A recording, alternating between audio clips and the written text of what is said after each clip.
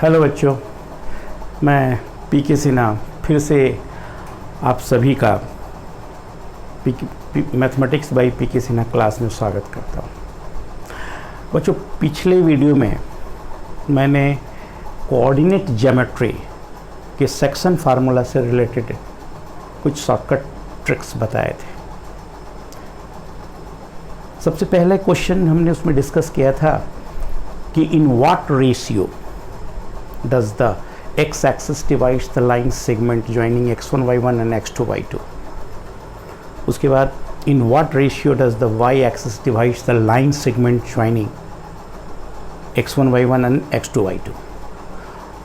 और हमने आपसे ये कहा था कि अगली वीडियो में मैं ये बताऊंगा कि अगर कोई लाइन दो पॉइंट को मिलाने वाले लाइन सेगमेंट को डिवाइड करता है तो वो किस रेशियो में डिवाइड करता है, इसका शॉर्टकट टेक्निक। तो ज़्यादा आपका समय बर्बाद नहीं करते हुए सीधे हम प्रॉब्लम पे आते हैं। देखिए, क्वेश्चन ये लिखा हुआ है, इन what ratio does the line 5x - 3y + 4 = 0 divides the line segment joining 2 4 and -3 3। देखिए, शॉर्टकट मेथड। रेशियो क्या होगा वो मैं बता रहा हूँ। माइनस कर लीजिए, पहले ये जो पॉइंट है पहला 2 4 उसको आप इसमें डाल दीजिए, यानी 5 × 2 -3 × 4 अब +4 अपॉन। इसके बाद फिर क्या कीजिए, ये पॉइंट को इसमें डाल दीजिए, 5 × -3 -3 × 3 अब +4। कैलकुलेट कर लीजिए। अगर रेशियो पॉजिटिव है इंटरनली डिवाइड करेगा, अगर रेशियो नेगेटिव है एक्सटर्नली डिवाइड करेगा। हम लोग कैलकुलेट कर लेते हैं बाहर। देखिए, ये हुआ 10 - 12 + 10 - 12 + 4 आर डिवाइडेड बाई -15 -9 अब +4। क्या हो गया, माइनस ये हो जाएगा 2 और ये हो गया -20, दैट इज ये हो गया 1/10। रेशियो क्या होगा, रेशियो होगा 1:10 इंटरनली। बस, this is answer. Shortcut technique. In what ratio does the line 5x - 3y + 4 = 0 divides the line segment joining 2 4 and -3 3। तो रिक्वायर्ड रेशियो आपका मिल गया। क्या यहाँ पे पहले क्या किया हमने कि पहले पॉइंट के कोऑर्डिनेट को इस लाइन में डाल दिया, दूसरे पॉइंट के कोऑर्डिनेट को डाल लिया नीचे, बाहर माइनस हुआ और रेशियो निकाल लिया। अगर ये पॉजिटिव होता तो इंटरनली डिवाइड करेगा, अगर ये नेगेटिव होता तो एक्सटर्नली डिवाइड करेगा। सिंपल टेक्निक क्या है, इस चीज़ को आप देखिए। यहाँ शॉर्टकट मेथड क्या है कि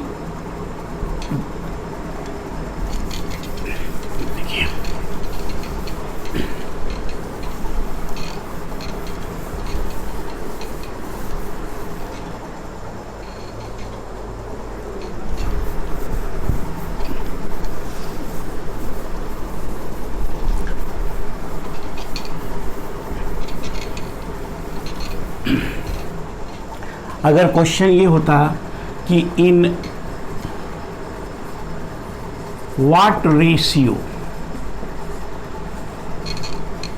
does the line ax + by + c = 0 divides the line segment joining x1 y1 and x2 y2। Ratio निकालते हैं, आंसर्स डायरेक्ट लिखते हैं। रेशियो माइनस कीजिए पहले x1 y1 को इस क्वेश्चन में यानी ax1 plus by1 plus c divided by ax2 plus by2 plus c, ये हुआ. If ratio is positive, division will be internal. If ratio is negative,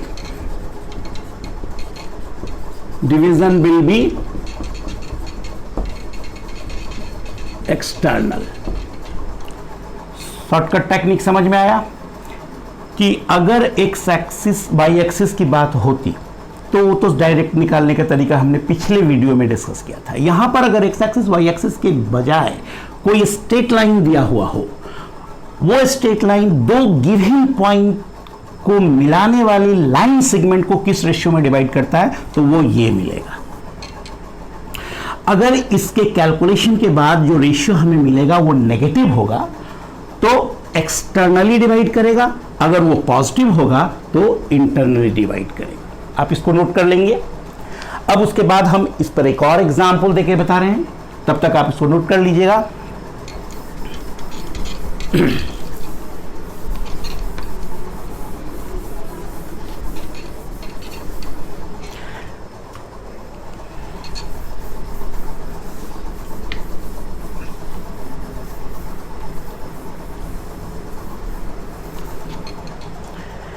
देखिए एक और क्वेश्चन दे रहे हैं, देखिए आप.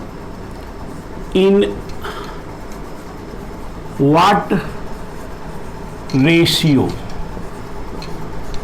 डज द लाइन, कोई भी एक लाइन का क्वेश्चन लिखते हैं, 3x plus 2y minus 7 equal to 0 divides the line segment joining 2 4 2 3 and 5 minus 1.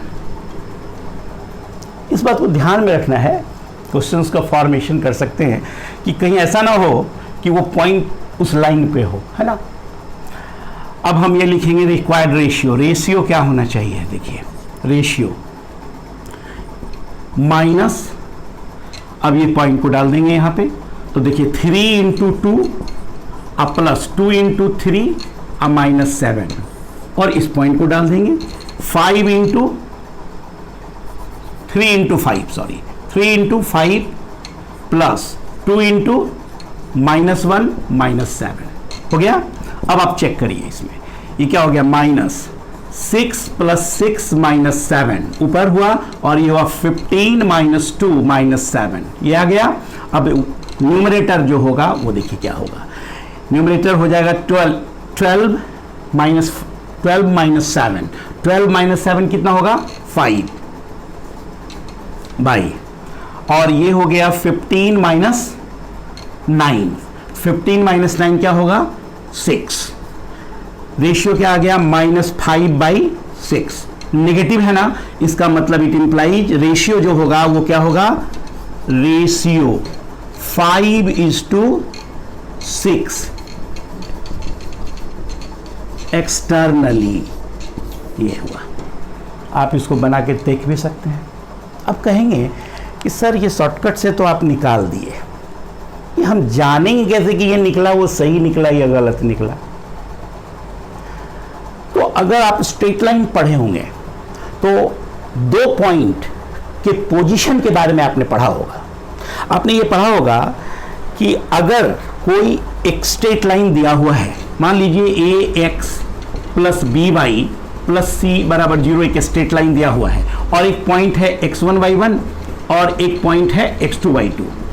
अगर ये दोनों पॉइंट स्ट्रेट लाइन के सेम साइड में होगा तो एक्सप्रेशन यानी अगर ax1 plus by1 plus c and ax2 plus by2 plus C have same sign, अगर ये दोनों का सेम साइन है तो ये पॉइंट जो होगा वो सेम साइड में होगा, और अगर अपोजिट साइन है तो पॉइंट जो होगा वो अपोजिट साइन है तो पॉइंट अपोजिट साइड में होगा। ऐसा हमने कोऑर्डिनेट ज्योमेट्री स्ट्रेट लाइन में पढ़ा है कि किसी पॉइंट के पोजीशन के बारे में, अगर दो पॉइंट दिया हुआ है तो वो स्ट्रेट लाइन के सेम साइड में है या अपोजिट साइड में है।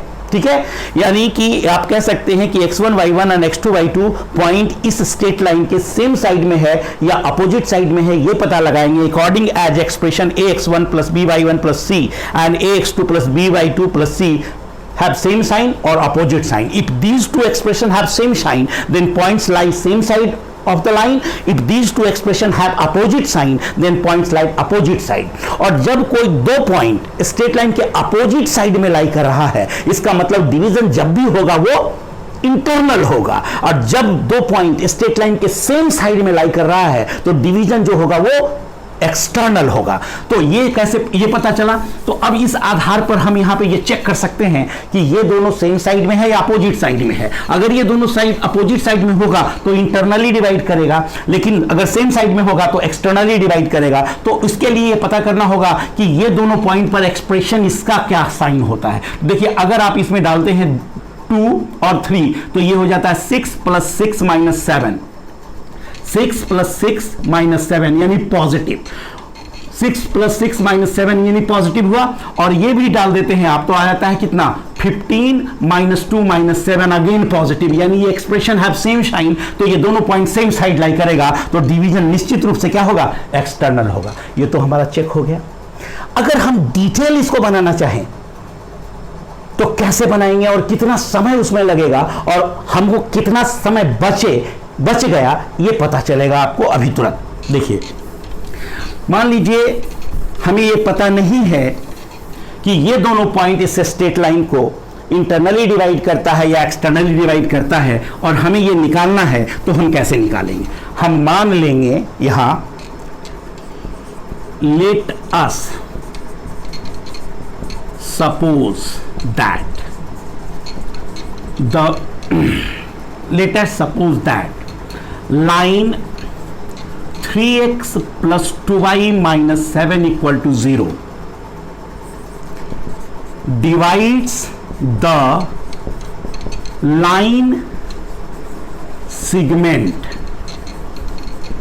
joining P point मान लीजिए 2 3 and Q point मान लीजिए 5 minus 1 internally in the ratio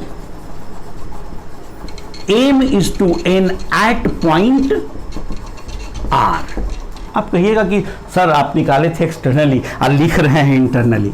हाँ, आपको जब पता नहीं है तो मानिए हमेशा इंटरनली, ठीक है।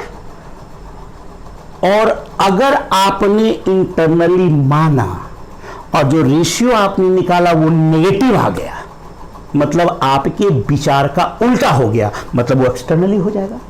आपने इंटरनली माना और रेशियो पॉजिटिव आ गया, मतलब आपके विचार का समर्थन किया, आपके थॉट का जो है वो पॉजिटिव साइन दिया। इसका मतलब कि वो इंटरनली ही होगा। इसलिए इस बात का कंफ्यूजन बिल्कुल नहीं होना चाहिए आप लोगों को कि हम लोग को माने क्या, पता नहीं है कि भाई इंटरनली होगा, हमेशा मानेंगे इंटरनली और उस पॉइंट के कोऑर्डिनेट को निकाल लेंगे। अब ये देखिए, मान लीजिए कि यही वो लाइन है जो कि इन सेगमेंट को, ये पॉइंट है Q whose coordinate is 5 minus 1 and this is the point P whose coordinate is 2 3 और ये R पॉइंट है और यही लाइन का इक्वेशन है। लाइन है 3x plus 2y minus 7 equal to 0। तो अब और इसको हमने कहा m और n के रेशियो में इंटरनली डिवाइड किया। तो अब बताइए R का जो कोऑर्डिनेट लिखेंगे, क्या लिखेंगे?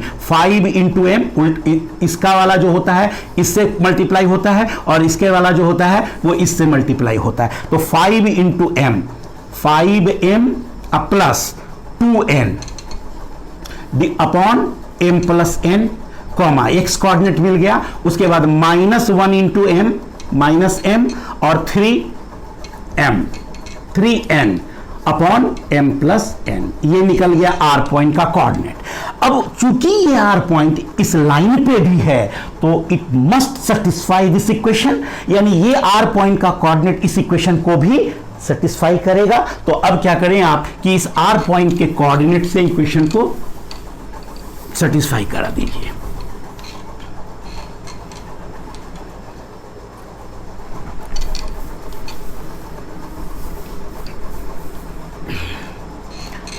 हम ये लिखेंगे कि since point R lies on the line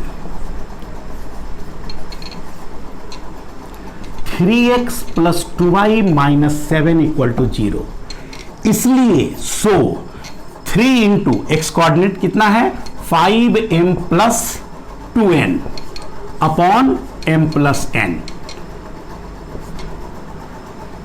plus 2 into y coordinate क्या है -m plus 3n upon m plus n, अब -7 इक्वल्स टू 0 हो गया।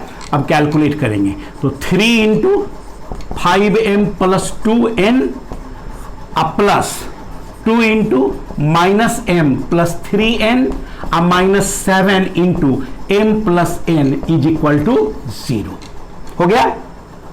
अब देखिए इसको हम मिटा दे रहे हैं यहां पे नीचे,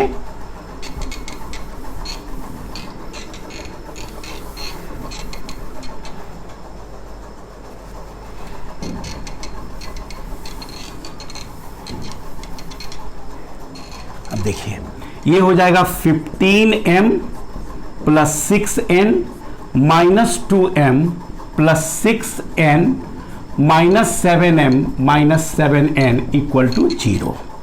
अब देखिए 15m माइनस 2m अब माइनस 7m, यानी आ गया 6m। 15 माइनस 2 13 और 13 माइनस 7 6m, फिर देखिए 6n और 6n 12n अब माइनस 7, 12 माइनस 7 कितना 5n बराबर 0। It implies 6m equal to minus 5n, it implies m upon n equal to minus 5/6। आया नेगेटिव, आपने माना था इंटरनली आया नेगेटिव, तो डिवीजन क्या होगा इट इंप्लाइज, ये क्या कह सकते हैं आप यहाँ पे 5:6 एक्सटर्नली डिवाइड किया, यहाँ पे करेक्ट भी हो गया। जो शॉर्टकट मेथड से हमने बताया आपको कि कितने आसानी से हम इस सवाल को मिनटों में बना सकते हैं। हमने ये कहा कि जिस सवाल को बनाने में कम से कम 3 मिनट लगेगा, इस शॉर्टकट टेक्निक से उसको 1 मिनट में बना सकते हैं। क्लियर हुआ? और भी प्रॉब्लम्स बना के आप चेक कर सकते हैं। क्लियर है? आगे बढ़ें अब।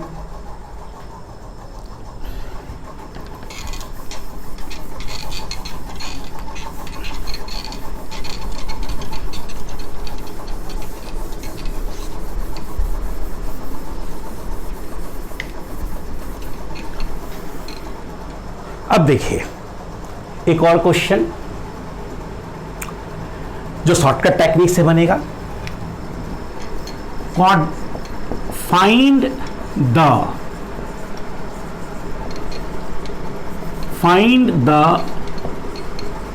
coordinates of the points. Find the coordinates of the points which trisect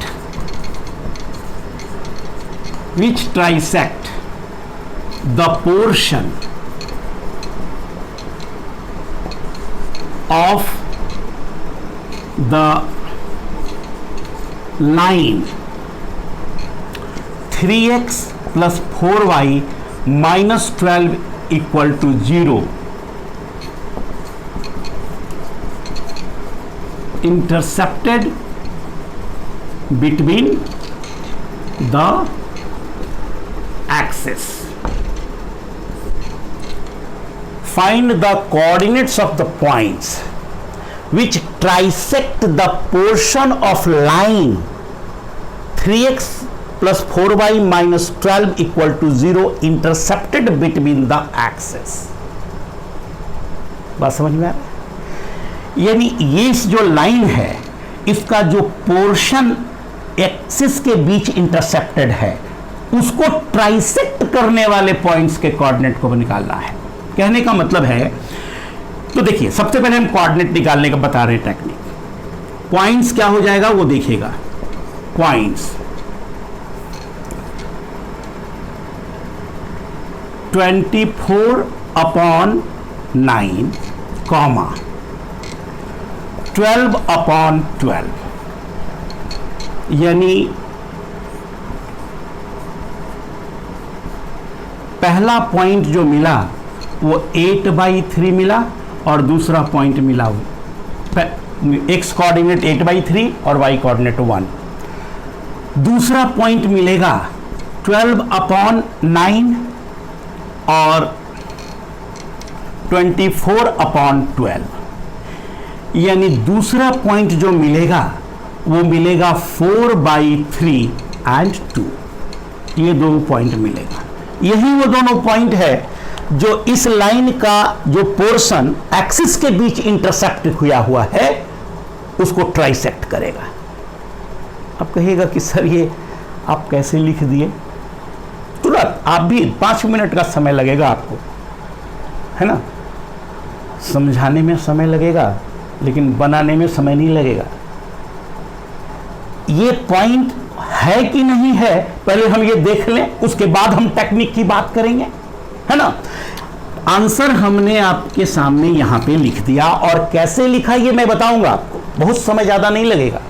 लेकिन पहले तो हम ये चेक कर लें कि ये जो निकला है वो सही निकला है या नहीं निकला है ना? उसके बाद हम वो टेक्निक डिस्कस करेंगे, है ना? थोड़ा वेट कीजिए आप। अब हम चेक करते हैं पूरे डिटेल फॉर्म में हम इस क्वेश्चंस को कैसे बनाएंगे वो बता रहे हैं। पॉइंट पहले तो दिमाग में आप बैठा लीजिए कि जो पॉइंट मिला है वो हमारा क्या मिला है। पहला पॉइंट क्या मिला है 8/3 1 और दूसरा पॉइंट मिला है 4/3 2, यही ना मिला है। हम इसको चेक कर लेंगे कि भाई वो सही मिला है या नहीं मिला है, ठीक ना? लेकिन अभी हम इस पॉइंट को, इस प्रॉब्लम को डिटेल जैसे सॉल्व किया जाता है उस तरह से सॉल्व करेंगे। हम मान लेंगे, let us suppose that the line 3x plus 4y minus 12 equal to 0 cuts x axis at A and y axis at B। ऐसा हम क्यों मान रहे हैं? एक बात ये समझिए, कोई भी स्ट्रेट लाइन का जब इक्वेशन दिया हुआ हो उसके रफ ग्राफ को अगर स्केच करना हो कि भाई हम उसका, तो सबसे पहले होता है कि कोई भी दो पॉइंट आप निकाल लीजिए, क्योंकि we know that infinitely many straight line can be drawn through a point. एक पॉइंट से infinitely many straight line draw किए जा सकते हैं, but one and only one straight line can be drawn through 2 given points. तो अगर दो point हमें मिल जाए तो हम उस पर्टिकुलर स्ट्रेट लाइन को ड्रॉ कर सकते हैं। अब दो पॉइंट निकालना हो तो बेहतर होता है कि वो दोनों पॉइंट को हम एक्सिस पे निकाल लें, और हमें ये पता है कि जब कोई पॉइंट एक्स एक्सिस पे होगा तो उसका वाई कोऑर्डिनेट 0 होगा। तो हम क्या किया, इसमें वाई कोऑर्डिनेट को हमने 0 कर दिया, तो उससे हमारा वो पॉइंट एक्स एक्सिस पे मिलेगा ए, उसका कोऑर्डिनेट हम लोग लिखेंगे। उसके बाद एक्स जो पॉइंट y एक्सिस पे होगा उसका x कोऑर्डिनेट 0 होगा, तो x को 0 किया तो y एक्सिस पे जो पॉइंट है वो यानी b भी हमें मिल जाएगा। जब दो पॉइंट मिल जाएगा तो वो जो पोर्शन हमको मिलेगा जो एक्सिस के बीच इंटरसेप्टेड किया हुआ है वो दिखाई पड़ जाएगा हमें कि कौन सा पोर्शन है। अब उसको ट्राइसेक्ट करने वाले जो दोनों पॉइंट्स हैं उसको हम लोग लिख लेंगे। देखिए नाउ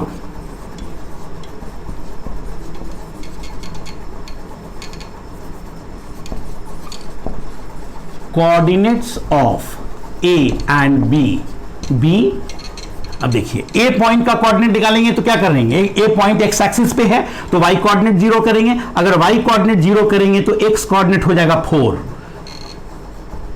0 एंड 0, एक्स कोऑर्डिनेट 0 करेंगे तो वाई कोऑर्डिनेट हो जाएगा 3, यानी ए का कोऑर्डिनेट 4 0, वी का कोऑर्डिनेट 0 3 रिस्पेक्टिवली। अब हम इसके ग्राफ को ड्रॉ कर लेते हैं। देखिए यहां पे 4 3, यही वो पोर्शन है, ए जिसका कोऑर्डिनेट 4 0, बी जिसका कोऑर्डिनेट 0 3, और अब इस सेगमेंट को, ये जो पोर्शन है एक्स एक्सिस वाई एक्सिस के बीच में, उसको ट्राइसेक्ट करने वाले जो पॉइंट्स हैं वो मान लीजिए ये P पॉइंट है और ये Q पॉइंट है जो इसको ट्राइसेक्ट कर रहा है, यानी एक होता है AP upon PB equal to 1/2 और एक होगा AQ upon QB equal to 2/1, यानी 1:2 और 2:1 के रेशियो में डिवाइड किया, हो गया। अब हम P पॉइंट के कोऑर्डिनेट को निकालेंगे, तो P पॉइंट के कोऑर्डिनेट को निकालने के लिए हमें क्या करना पड़ेगा, देखिए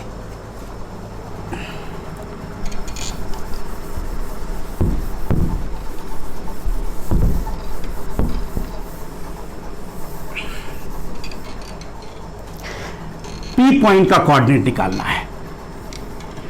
ये हुआ A जिसका कोऑर्डिनेट है 4 0 और ये हुआ B जिसका कोऑर्डिनेट है 0 3 और ये है P पॉइंट जो 1:2 के रेशियो में डिवाइड किया है ना।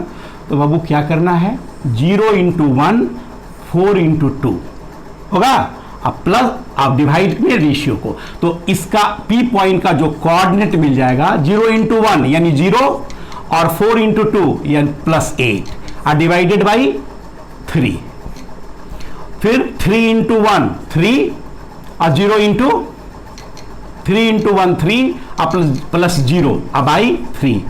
अब बताइए P पॉइंट का कोऑर्डिनेट क्या मिल गया, 8/3 और 1 मिला। देखिए यही चीज यहां पे लिखा हुआ है P पॉइंट का कोऑर्डिनेट। फिर उसके बाद देखिए Q पॉइंट, A है यहां 4 0, B है यहां 0 3 और ये पॉइंट है Q जो 2:1 के रेशियो में डिवाइड किया तो 2 का। देखिए 0 × 2 0, 4 × 1 4, अब आई 2 + 1 3, फिर देखिए 3 × 2 6 और 0 × 1 0/3। बताइए इसका क्या कोऑर्डिनेट मिल गया हमें, ये हो गया क्या 4, इट इंप्लाइज ये कितना आ गया 4/3 एंड 2। देखिए ये था, तो इसका मतलब जो शॉर्टकट टेक्निक हमने आपको बताया वो बिल्कुल करेक्ट है। समझ में आ रहा है। अगर वो पॉइंट जो ट्राइसेक्ट किया उसके कोऑर्डिनेट को निकालना। अब रही बात शॉर्टकट ट्रिक क्या है, शॉर्टकट टेक्निक क्या है, तो इस पर हम बात करते हैं। ये तो समझ में आ गया आपको। देखिए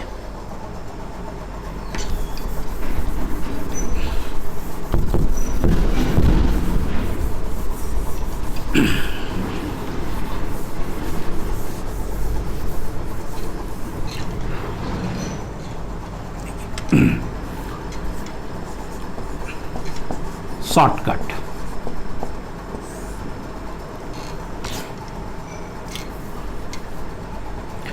देखिए अगर कोई लाइन दिया हुआ है, क्वेश्चन लिख देते हैं, find the coordinate nets of the point of the points which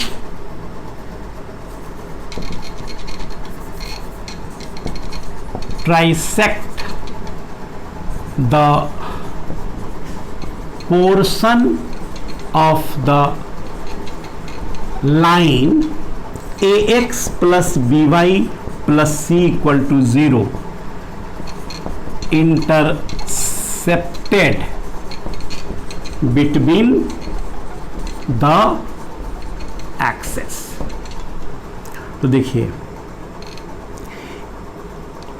अगर ये लाइन, एक बात ध्यान रखिएगा, अगर ये लाइन ए है, ये पॉइंट ए है और ये बी है, तो ए के तरफ पॉइंट पी होगा, तो इसके कोऑर्डिनेट को निकालेंगे -2c upon 3a comma -c upon 3b, और Q पॉइंट इधर है, इसके कोऑर्डिनेट को निकालेंगे तो -c अपॉन 3a और -2c upon 3b।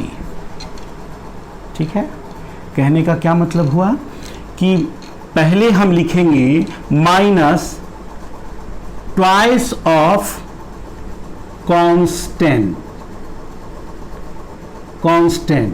By 3 into coefficient of x, पहले पॉइंट के लिए, इसके लिए लिख रहे हैं, comma minus constant by 3 into coefficient of y, ये पहले पॉइंट के लिए। दूसरे इसके लिए, इस पॉइंट के लिए क्या लिखेंगे, minus constant by 3 into coefficient of x, comma minus twice of constant by 3 into coefficient of y। ये है शॉर्टकट टेक्निक। इसी आधार पे लाइन क्या था हमारा, 3x plus 4y minus 12 equal to 0, है ना। तो देखिए, ये पॉइंट का पोर्शन अगर निकालना हो तो क्या लिखेंगे, इसका डबल किया, ट्वाइस किया तो हो गया 24, और इसका 3 टाइम्स यानी 9, इसका माइनस के साथ, तो चूंकि ये माइनस माइनस प्लस बन जाएगा, फिर इसको लिखा 12 और इसका थ्राइस 3 टाइम्स तो 12। तो देखिए, ये हो गया 8/3 और ये 1, यानी पॉइंट मिल गया 8/3 और 1। ठीक है, दूसरे पॉइंट के लिए हमने क्या कहा, यहां पे माइनस कांस्टेंट, तो माइनस कांस्टेंट करेंगे यानी हो जाएगा 12, 3 टाइम्स कोफिशिएंट ऑफ x 9, फिर हमने क्या किया, माइनस ट्वाइस ऑफ कांस्टेंट, तो माइनस ट्वाइस ऑफ कांस्टेंट करेंगे तो हो जाएगा कितना, 24, और इसका होगा 3 टाइम्स यानी 12। अब देखिए ये कितना आ जाएगा, ये कितना आ जाएगा, यहां ये आ गया 4/3 और ये हो गया 2, यानी कोऑर्डिनेट हो गया 4/3 2। This is shortcut. ये हुआ सिंपल कोऑर्डिनेट निकालने का तरीका। Find the coordinate of the points which trisect the portion of the line intercepted between the axes. दोनों पॉइंट का कोऑर्डिनेट निकालने का तरीका बताया हमने यहां। अब कहिएगा कि सर एक बात और बताइए, यहां पे एक बात और ध्यान रखिएगा आप यहां पे कि एक्स एक्सिस की तरफ जो पॉइंट पड़ेगा, एक्स एक्सिस के नजदीक जो पॉइंट पड़ेगा, उसको निकालने के लिए twice of constant by thrice of coefficient of X और minus constant by thrice of coefficient of Y, और वाई एक्सिस के तरफ जो पॉइंट मिलेगा, मतलब वाई एक्सिस के नजदीक जो पॉइंट होगा यानी क्यू, उसके लिए हम वाई कोऑर्डिनेट का ट्वाइस लिखेंगे, और एक्स एक्सिस के तरफ जो पॉइंट पड़ेगा उसके लिए ट्वाइस ऑफ कांस्टेंट लिखेंगे, है ना। यहां पर देखिए, twice of constant by thrice of A coordinate of x, ये हमने लिखा किसके लिए, जो पॉइंट एक्स एक्सिस के तरफ है, ठीक है, और जो पॉइंट वाई एक्सिस के तरफ है, ज्यादा नजदीक है, उसके कोऑर्डिनेट को निकालने के लिए twice of constant by 3 times coefficient of y, ये होता है। ये टेक्निक है, शॉर्टकट ट्रिक है, जिसके आधार पे हम इस प्रॉब्लम को बना सकते हैं। बहुत सारे शॉर्टकट टेक्निक्स हैं जिसको कि अलग अलग वीडियोस में हम डिस्कस करेंगे। ये जो कोऑर्डिनेट ज्योमेट्री है, इसके फाउंडिंग फादर का नाम है रेने दकार्ते। रेने दकार्ते जब स्कूल गोइंग बॉय थे, बच्चे थे, तो शिक्षक ने उनसे ज्योमेट्री का कोई क्वेश्चन दिया बनाने के लिए, उनसे नहीं बना। वो बहुत परेशानी की हालत में घर आए, सोचते रहे इस प्रॉब्लम्स के बारे में, सोचते सोचते पलंग पर सोए हुए सीलिंग को देख रहे थे। अचानक सीलिंग पे इंसेक्ट को देखा मूव करते हुए और एक पर्टिकुलर पोजीशन पे आके रुका। रेने दकार्ते ने उस इंसेक्ट के पोजीशन को डिफाइन करने के लिए दोनों दीवार पे परपेंडिकुलर डिस्टेंस द्वारा उसके पोजीशन को डिफाइन किया। उसी समय उनके दिमाग में कुछ आया और उन्होंने उस पर्टिकुलर ज्योमेट्रिक प्रॉब्लम को, आई डोंट नो वो कौन सा प्रॉब्लम था, एक नए तरीके से सॉल्व किया। क्योंकि वो बिल्कुल नया कंसेप्ट था, समझ में किसी को नहीं आया, और उसी समय उनके दिमाग में कोऑर्डिनेट का जो कीड़ा था वो घूम गया। बाद में उन्होंने लास्ट ज्योमेट्रिया नाम के एक बुक लिखा, उसमें पहली बार कोऑर्डिनेट ज्योमेट्री के बारे में बताया गया। कोऑर्डिनेट ज्योमेट्री है क्या? Coordinate geometry is that branch of mathematics in which we solve any geometrical problem by the method of algebra। यानी ज्यामिति को अलजेब्रा बना दिया, ज्योमेट्री को अलजेब्रा बना दिया, वो कोऑर्डिनेट ज्योमेट्री। और इसके फाउंडिंग फादर रेने देकार्ते थे। 10th of April 1642 midnight coordinate geometry के बारे में उनके दिमाग में ये बात आया। आज के स्टूडेंट क्या है, प्रॉब्लम नहीं बनता है तो चले सर से पूछ लेंगे, सोचते नहीं है। नहीं नहीं बाबू, ऐसा नहीं, हमेशा सोचिएगा। मैथमेटिक्स बहुत आसान है। Mathematics is very beautiful branch of study, but some students have unnecessary phobia about it. Mathematics is difficult. No, mathematics is not difficult. Mathematics is so simple that even a layman can do and enjoy it. कौन से student ये सोचते हैं कि mathematics difficult है? वो सोचते हैं मैथमेटिक्स के बारे में क्योंकि मैथमेटिक्स में each new topic, each new discussion often depends upon your previous work. If your previous work is not good, you find mathematics difficult. Mathematics में अगर आपका जो पहले का नॉलेज है वो ठीक नहीं है तो मैथमेटिक्स आपके लिए बहुत ही मुश्किल हो जाएगा। मैथमेटिक्स बहुत ही इंटरेस्टिंग टॉपिक है, मैथमेटिक्स बहुत ही आसान टॉपिक है, लेकिन ये समझने की आवश्यकता है। मैथमेटिक्स के डिफिनीशन के बारे में बहुत सारे लोग अलग अलग तरीके की बात की। अब first prime minister Jawaharlal Nehru ने मैथमेटिक्स के बारे में कहा था, mathematics is the vehicle of exact scientific thought. गणित पूर्णतः वैज्ञानिक विचारधारा की गाड़ी है, वाहन है। आई थिंक उनकी ये विचार सही हो सकते हैं। फिजिक्स के प्रोफेसर से पूछे व्हाट इज मैथमेटिक्स, तो वो कहेंगे mathematics is a language of physics. मेरे से पूछे व्हाट इज मैथमेटिक्स, तो मैं ये कहूँगा कि mathematics is a language in which God has written the universe. ये स्टेटमेंट मेरा नहीं है, मैथमेटिका एक मैगजीन निकलता है, उसके कवर पेज पे ये लिखा हुआ है, उसको हमने याद कर लिया और ये बताया कि mathematics is a language in which God has written the universe. ये सब अपना अपना विचार हो सकता है मैथमेटिक्स में, but as far as I am concern, I think mathematics word comes from a Greek word mathema. Mathema means science, and mathematics is the science of reasoning. Mathematics develop our thinking power. In fact, mathematics deals with reasoning and laws of thought. गणित विचारों का विज्ञान है, सोचों का विज्ञान है, हमारी सोचने की शक्ति को बढ़ाता है। जब तक आप सोचोगे नहीं, जब तक आप कोशिश नहीं करोगे, चीज़ को सीख नहीं पाओगे। आगे की क्लासेस में, आगे की वीडियोस में मैं और भी शॉर्टकट टेक्निक डिस्कस करूंगा। इस वीडियो में कोऑर्डिनेट के बारे में बताया हमने।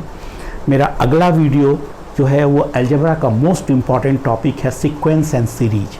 एक लंबा टॉपिक है, इसमें बहुत सारे टेक्निक हैं, उसके प्रॉब्लम्स को मैं डिस्कस करूंगा। इसके बाद सीक्वेंस एंड सीरीज के बाद permutation combination and binomial theorem, क्योंकि परमुटेशन कॉम्बिनेशन में बहुत सारे स्टूडेंट्स का एक कमेंट रहा है कि सर इस टॉपिक में हमको प्रॉब्लम्स बनाने में बड़ा दिक्कत होता है। मैं ये कहूँगा कि कोऑर्डिनेट ज्योमेट्री परमुटेशन कॉम्बिनेशन के पूरे वीडियोस को आप ध्यान से देखेंगे, आई एम श्योर कि आपको दिक्कत नहीं होगा और बहुत आसान लगेगा वो टॉपिक। इसके बारे में हम फिर आगे की क्लास में, आगे की वीडियोस में आपसे बात करेंगे। आज इतना ही, फिर अगले वीडियो में मिलेंगे। तब तक के लिए धन्यवाद।